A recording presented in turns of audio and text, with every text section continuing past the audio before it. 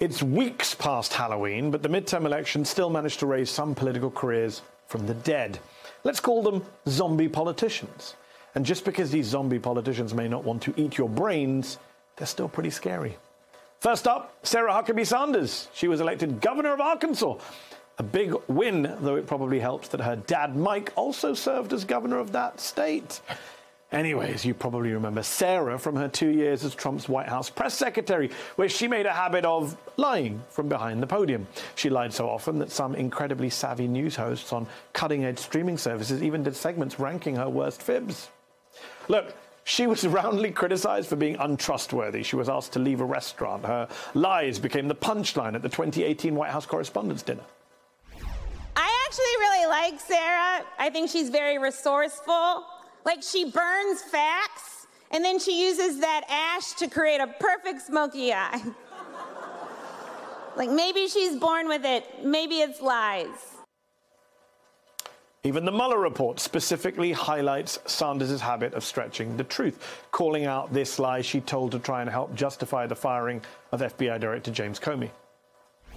Well, I can speak to my own personal experience. I've heard from countless members of the FBI that are grateful and thankful for the president's decision. And I think that, we may have to agree to disagree. Well, that didn't happen. That was a lie. Sanders defended it to the Mueller team, though, as a slip of the tongue, something she mistakenly said, quote, in the heat of the moment. And as if that wasn't enough, she also defended caging kids at the border as biblical and used the official press secretary's Twitter account to exact revenge on that local restaurant in Virginia that had politely asked her to leave. But none of these controversies were enough to stop Huckabee Sanders' seemingly dead political career from stumbling out of the graveyard last week. She's governor now. Nor did it stop the political fortunes of Trump cabinet member Ryan Zinke. The former Interior Secretary was elected to serve as the Republican congressman from Montana's 1st District last week. Zinke was so mired in scandals during the Trump years that he was eventually forced to resign from the already historically corrupt Trump administration. You know it's bad when even the members of Trump's cabinet looked at Zinke and were like, dude, relax. Just how many scandals was Zinke at the center of? Well, Time magazine wrote an entire article to try and compile them. There's too many to mention on this show, but among other things, there was a 6-figure planned renovation of his office doors, attempts to weaken protections for endangered species, and alleged unnecessary helicopter rides using taxpayer money, including one trip to go horseback riding with Mike Pence. Unfortunately, Zinke seemed to confuse the title of Secretary of the Interior for, D-list John Wayne impersonator.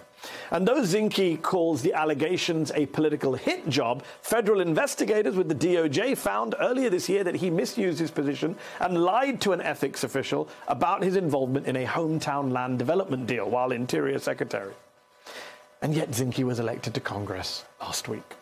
But perhaps the most dangerous Republican zombie to be revived by these midterms was Chris Kobach, the former co-chair of former President Donald Trump's controversial voter fraud commission.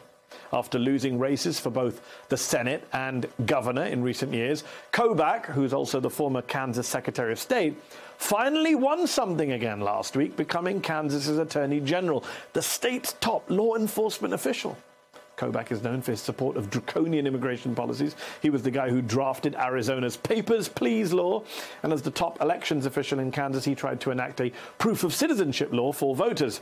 But the court said, not so fast, mate. And Kansas had to pay the lawyers for the other side a $1.4 million settlement. Kobach has also said that adoption by LGBTQ parents is not good for children and was an original supporter of the Obama birther conspiracy. Take a listen. You're right, and of course that issue is kind of water under the bridge these days. But there were some interesting things. There was that one thing. It just made you scratch your head. There was that one thing that the Harvard Law Journal printed, which described Barack Obama as a young student born in Kenya. And it wasn't just the racism. Kobach's political failures included leaking the last 4 digits of thousands of Social Security numbers in a quest to uncover non-existent voter fraud. And one of those numbers was, Chris Kobach. He had personally championed that cross-check system, which exposed the personal data of over 1,000 Kansas voters, until it was shut down after a lawsuit by the ACLU. And as recently as last month, Kobach was serving on the board of Steve Bannon's We Build the Wall project, now under indictment for money laundering and fraud. Quite the resume for Kansas's new top law enforcement official, and that's only some of it. I could go on. But bottom line, these three former Trump officials' political careers should have ended with Donald Trump's disgraced, twice impeached presidency. But they didn't. These Republican zombies are back and walking among us, making policy, passing laws.